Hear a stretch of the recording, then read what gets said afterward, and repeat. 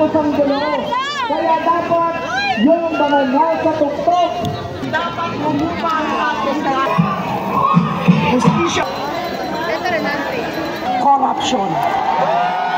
At lalim ng mga korupsyon, kailangan may ipin. Excuse me. Matandaan mo yung bamboo. Ang sistema ng burokrata kapitalist operating procedure. Ilan programs?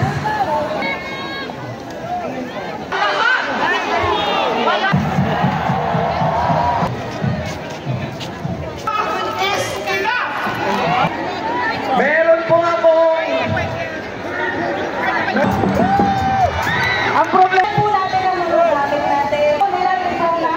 Kulay po ilang mga kung sino-sino. Ay managot, bitayin!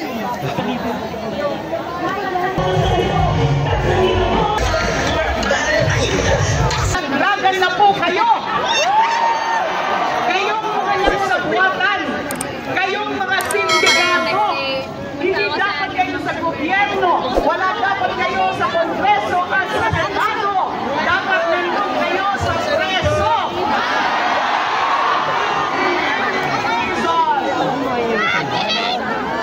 Ikulong! Ikulong sila! Silang lahat! Walang sasabihin! Huhupa ang baha! Pero hindi dapat humupa ang ating galit. Kasama ang kabayan, lalo na ang kabataan, libre. ay bakatin natin sila ng mga kilos at panawagan. Bakatin natin sila ng mga kaso.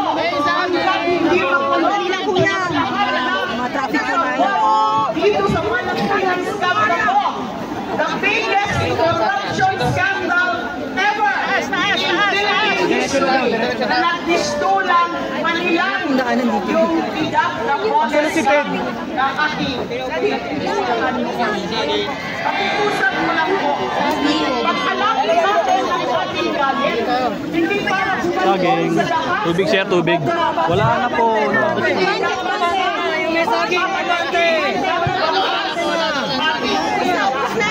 Alam natin na meron dyan mga gustong magkakasalo. Diba? Nakita natin ang nangyari sa Indonesia at Nepal. Pero hindi mo ibig sabihin yan ay magpapagamit tayo sa mga Nepal sa mga may pangsariling agenda.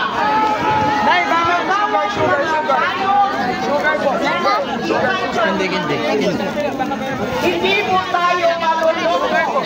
Isa na tayo si Sara Duterte.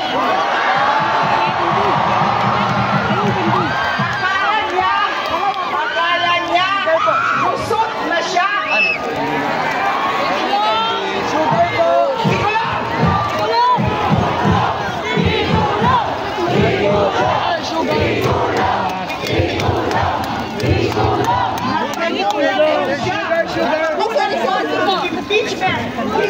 May water ka ba? May water ka ba? May water ka ba? Doon po sa kabila po. Paglabas. Paano paglabas? Sa dapat Hindi po nag-alam. Sige po dyan. Mas masikip po. Ano na po yan? bilang pamuli. Uy, ano? Saan ka? Papunta? Papapasa ng isang batas para sa isang tunay na independent commission against infrastructure corruption.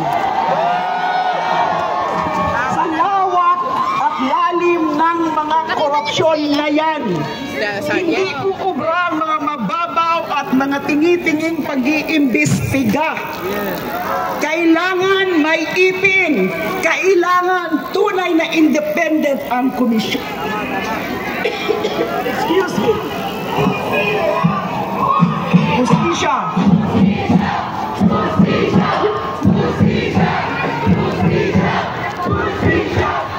Dapat lahat panagutin. At kung talagang seryoso si BBM,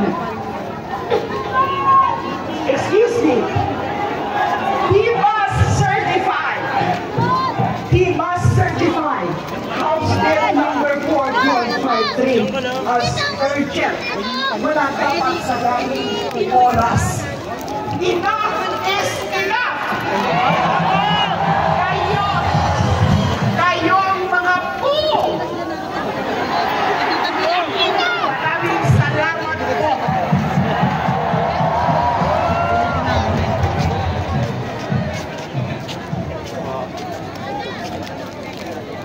Magandang hapon, umaga po sa inyong lahat. Ako po si Teddy Casino ng Bagong Ayan. May tanong po ako sa inyo. Ano ang gagawin natin sa mga korap? Ano ang gagawin natin sa mga korap?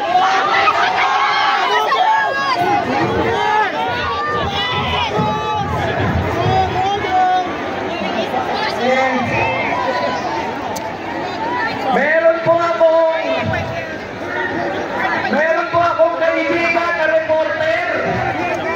Nag-birthday. Alam niyo, birthday wish niya.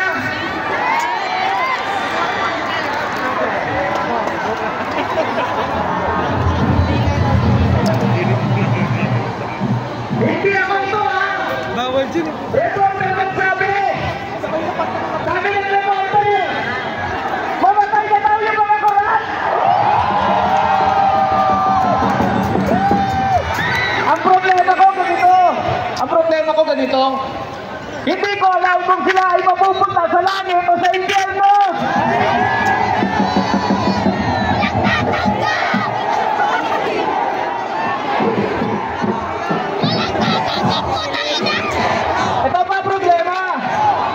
Ito pa problema. Pag namatay yung mga korap, papalitan lang ng kanilang mga kamag-anak.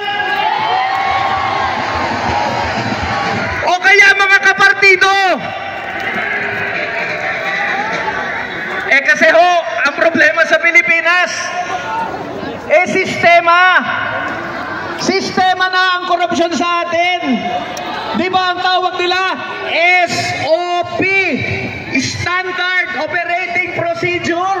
Ganyan na po ang kalakaran. Ang mga nasa gobyerno, nagiging negosyante, nagiging kapitalista, yung mga burokrata. At yung mga negosyante, yung mga kapitalista, nagiging congressman. Kaya, kung may babagsak man tayo dito, hindi lang yung mga politiko o mga opisyal ng gobyerno, ibabagsak natin ang sistema ng burokrata kapitalismo. Dahil yan ang nanggagaling ang korupsyon sa Pilipinas. Tanong na naman, paano natin ibabagsak ang burokrata kapitalismo? Paano natin babaguhin para sa ating Pilipinas? Matandaan mo rin parang bamboo. Patsulot. Ang sabi niya, hanggang kayo ang nasa tuktong, hindi matatapos ang gulo. Kaya dapat yung mga nasa tuktok, papalitan natin ng mga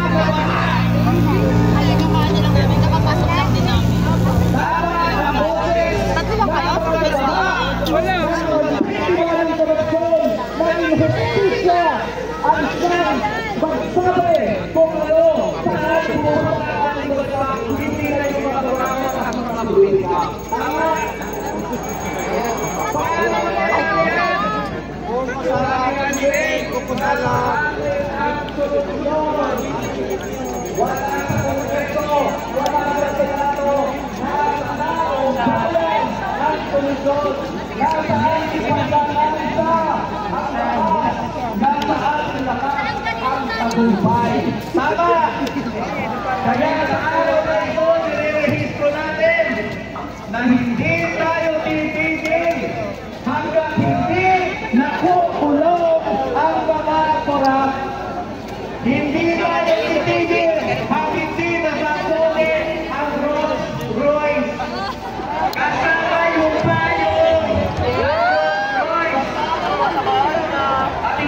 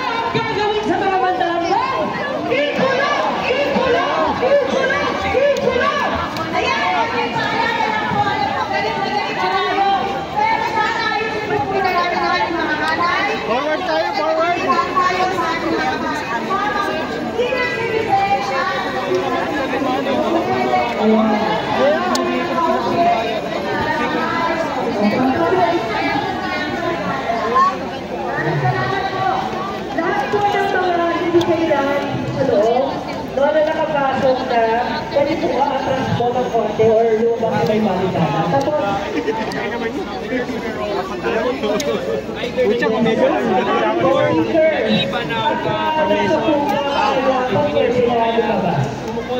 makita pag...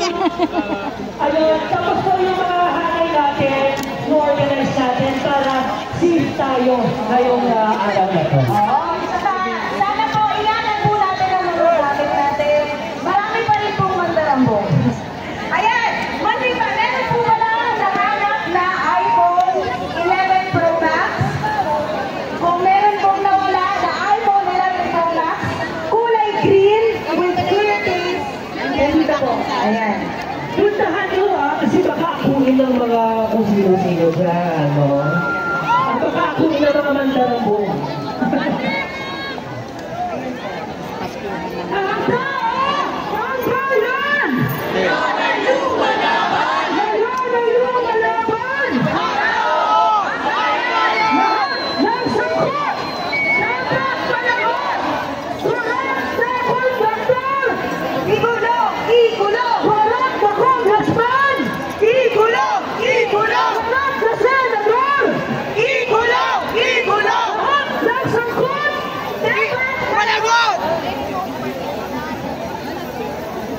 Managot! Bitayin!